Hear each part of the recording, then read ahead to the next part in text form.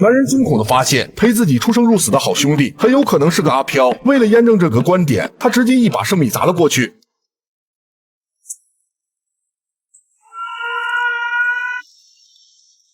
被圣米击中的瞬间，阿强顿时发出杀猪般的尖叫，而如此强烈的反应也彻底坐实了他阿飘的身份，一口气跑出5里地，众人总算是能稍作喘息。猫王问到底咋回事，眼睛便开始一边脑补一边推理，但最终的结论就是阿强的老婆不是鬼，只有阿强才是鬼。此话一出，菜头瞬间来的精神，在得知眼睛就有十足的把握后，他就再也掩饰不住内心的喜悦。很明显，这小子绝对没憋什么好屁。果然下一秒，他就露出了狐狸尾巴。菜头说要带走阿强的老婆，并美其名曰是为了他们娘俩的安全着想。虽然众人总感觉哪里不对，但想到已经变成鬼的阿强，最终还是答应了他的请求。不过别看菜头现在一脸得意，等下就有他哭的时候。很快，众人就在阿强家里找到阿珍。女人以为对方是要带自己去跟丈夫会合，便稀里糊涂上了贼船。可任谁也不会想到，这条小船才是今晚的绝对主角。刚走了没多久，船体便毫无征兆的开始下沉。众人见状急忙丢掉没用的行李，可即便如此还是不够。关键时刻，菜头突然想到一个好主意。ไอ้แดงนี่จำเป็นไหม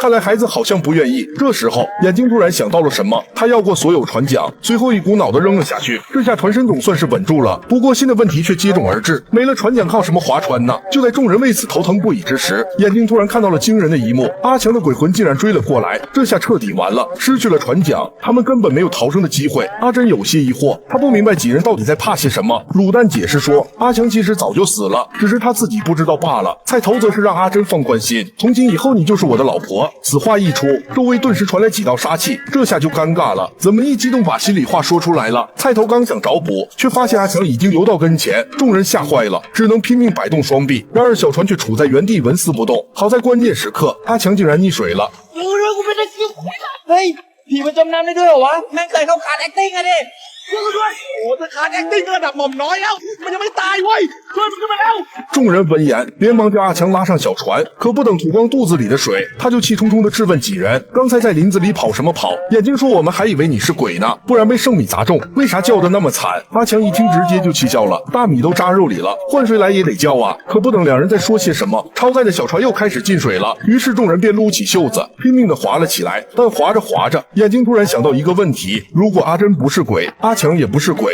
那么后院那具带着婚戒的尸体到底是谁呢？就在众人四脸懵逼之际，一声脆响突然打破了小船上的死寂。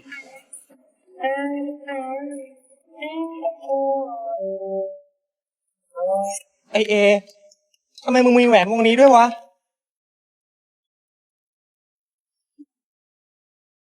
现在答案已经很明显了，猫王才是那只藏在他们中间的鬼。于是眼镜飞起一脚，直接将他踹出小船。随后众人再次用手划了起来，可不论怎么努力，船身愣是处在原地一动不动。就在此时，阿珍突然递来一根船桨，这下总算有救了。众人连忙将其递到船头，但眼睛刚划了2下，突然又停住了。兄弟们不明所以，问他到底在搞什么飞机。眼睛没有说话，只是默默瞟了一眼几十米外的船桨，可心里却早已掀起了惊涛骇浪。他颤颤巍巍地站起来，随后在众人疑惑的眼神中弯腰看向胯下，他想看看阿珍到底是人是鬼，但哥几个却像是智障一般，根本听不懂指挥。无奈之下，他只好唱起了军歌。这招果然奏效，眼睛很快就得到了自己想要的答案。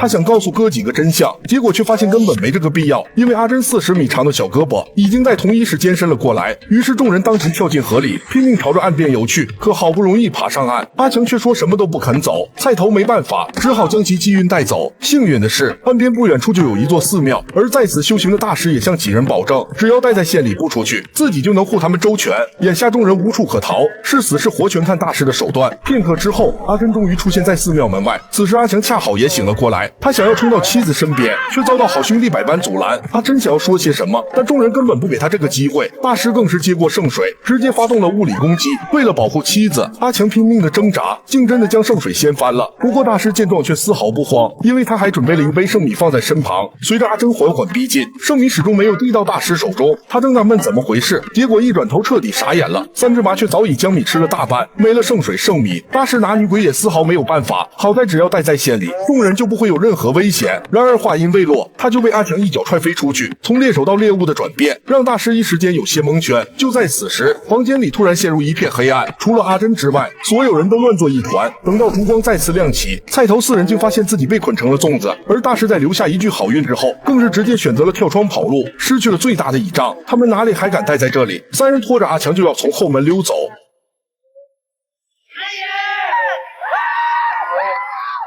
现在的局面就有点难受了，众人被夹在中间，不知该从哪里突围。关键时刻，又是眼镜想到一个点子。刚刚菜头不是被洒了一身圣水吗？正好可以用来驱鬼。随后几人不顾菜头的感受，直接把他推向了猫王。奇怪的是，对方在碰到圣水之后，竟丝毫没有鬼魂该有的反应，这到底是怎么回事？难道猫王不是鬼吗？是的，众人都猜错了。那枚戒指其实是猫王从尸体上偷的，由于欠了赌债还不上，走投无路之下，他才将主意打到死人身上。眼睛闻言急忙从胯下瞅了一眼，这才发现是自己冤枉了好人。误会解除之后，众人终于想起身后还有一个大哥的，可转眼的功夫，阿珍竟然不见了，他到底去哪儿了呢？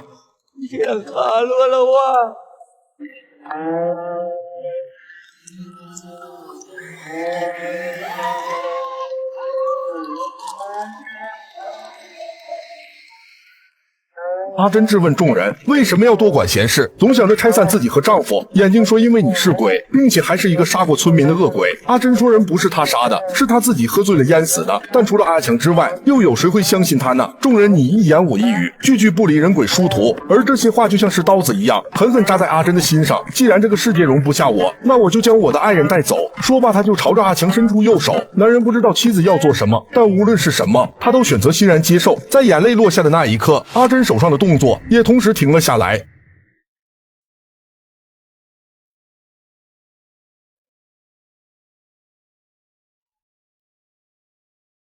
她轻轻擦掉丈夫脸上的泪痕，似乎生怕弄疼了他一样。阿强的反应着实令她有些意外。这一刻，阿珍说不出到底是什么感受。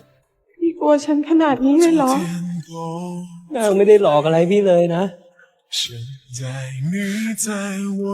ถึงพี่จะเป็นคนโง่พี่ก็ไม่ได้โง่ขนาดไม่รู้ว่าเมียตัวเองตายไปแล้วหรอกนะ阿强竟然知道老婆是鬼，可他到底是怎么发现的呢？又为什么直到现在才说呢？认定宇宙